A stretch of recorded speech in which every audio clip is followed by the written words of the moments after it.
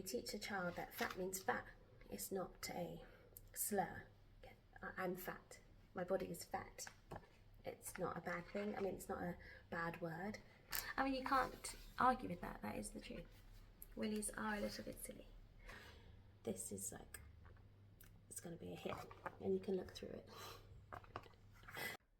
Hi, welcome or welcome back to At Home with Cici. I am Cici, mama to 3 of the best humans on the planet, and among other things, a homeschooling parent. This channel is about home education, family, and motherhood.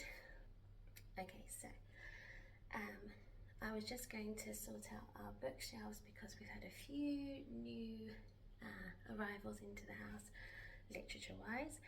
So before I put those away, I wanted to share with you what's new for our homeschool specifically. So I think I'm going to film it all now and then split them up into more concise videos, easier to watch.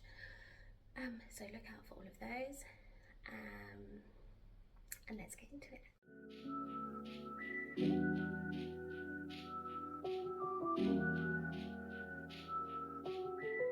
Okay, I'm cheating here. The next little group are two of the 3 are not new, but I just wanted to show you them. So this one is about human body. We have another human body book, but we used to have rabbits living with us and they ate most of it, so we don't really find it fun to use anymore because aesthetically it's just not appealing. But anyway, so there's this one from the Tate by Rosie Hayne, and it isn't rude to be nude. So this isn't promoting getting naked in public, but it's sort of accepting your body, and your body parts are not rude, or they're not to be, looked down upon. It's just your whole body is your whole body, and each part is each part. And so it has different types of bodies in here. Willies are not silly. Okay, maybe just a little bit. I mean, you can't argue with that. That is the truth. Willies are a little bit silly.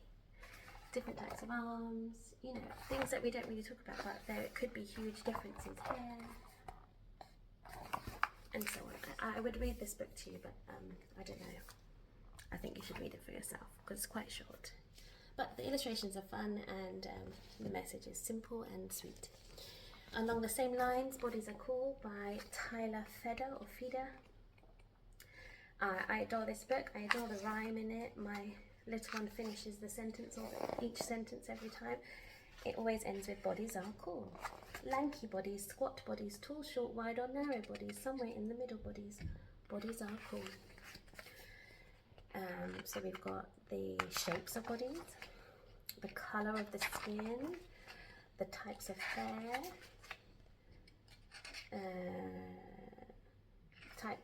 hair on other places other than your head, eye colours and eye functions, essentially glasses, no glasses, blindness, the shapes of our facial features, the patterns on our skin, the types of hands. We have hairy ones, wrinkly fingers, dimpled elbows, chubby fingers, wobbly arms and stubby fingers. Bodies are cool. And then another scene about different types of tummies is pregnant ones, soft ones, hard ones, saggy ones. And I love that it uses words that make sense and takes ownership of those words and doesn't allow them to be turned into derogatory words. If you teach a child that fat means fat, it's not a slur. I'm fat. My body is fat. It's not a bad thing. I mean, it's not a bad word. It's just a descriptive word. Scrawny and knobbly and thick, they're all words that make sense. And if we own those words as just describing words, then there's no harm. If we all accept that words are just words when describing a body. If you say horrible body, that's different. But the shape of the body, the way it moves, it jiggles, it sags, it wobbles, it stretches, these are all normal things. We should just normalize the variety of bodies and how amazing they are. They help us live and create and be. So just accept, everyone's different. Nothing is really terrible. Okay, it's just shapes and colours. And now for the actually new one and the more scientific one as well. So this is Human Body, illustrated by Gail Armstrong from Paper World. So it's a book that is cut out. And I just found the illustrations really appealing. I was tempted by, I can't remember what the name is, but it's the, you know, the books of planetarium and oceanarium and fungarium, all those ones. Let me hold on. The Welcome to the Museum series of books with the beautiful illustrations. I was tempted by the human biology one of that, but the illustrations were all, now it might sound ridiculous, but they were all the same body basically, and I was just off put by it. The images they used was slim and pale skin, and when you're teaching about body, I believe that you need to show bodies of all kinds, because then a child learns best when they can relate, and if they can't relate to what they're seeing, or they're only seeing one type of the thing, it's not true learning. It's not a full and holistic way to see and learn. So I didn't get that one, despite loving the other in the series. So this one spoke to me a bit more, and I really enjoy the way that it's cut out and the way it's designed throughout the pages. And it's quite simple. So for example, the Osborne flip ones are great, but also can be quite distracting. And it's nice to have a different style for all your different lessons, and not stick to the same sort of thing that you're looking at.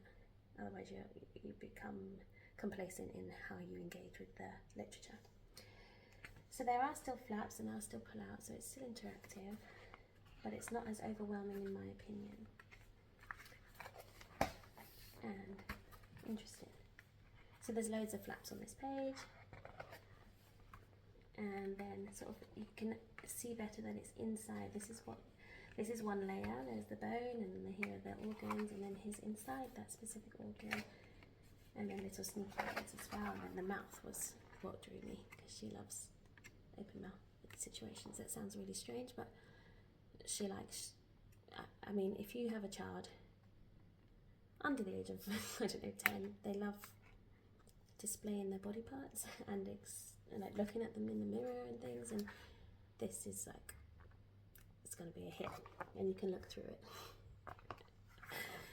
So that's fun. Like we recently did a video.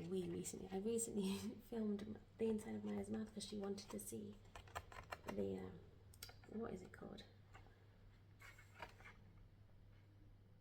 I can never remember what that's called, but she wanted to see the little dangly bit. And then more of that.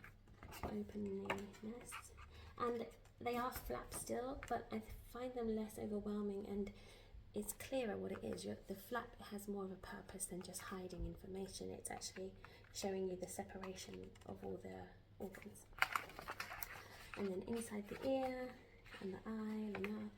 So yeah, the reason I like this one is because they're showing skin, but it's not, it's realistic in one sense, but it's not one type of person. It's just body with colour, which I like. So that's, no one is that colour.